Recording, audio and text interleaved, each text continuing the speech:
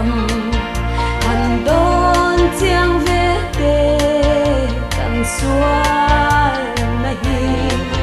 hạt sen na công núa bầu rải na công chu căn pan mê kê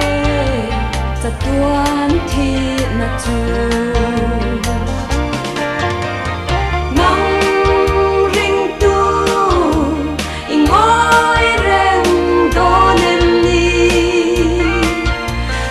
thân tu lấy bần dòng mê kê cha na tham quan na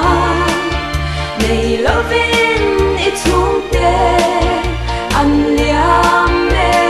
kê sẽ ôi bần tu rin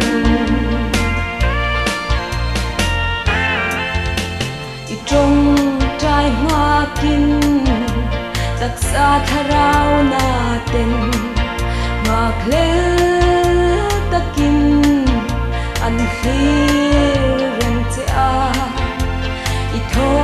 lo wangi tharau chiar sen lo an liam me ke ro re na nga kin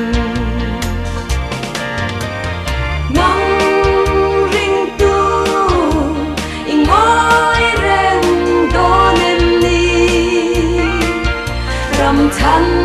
tu lấy bần dòng mê kê cha na tham quan na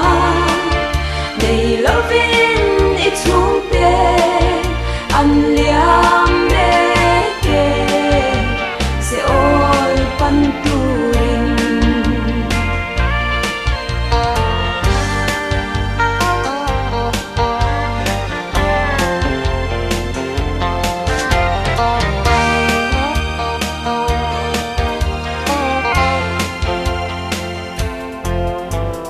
tan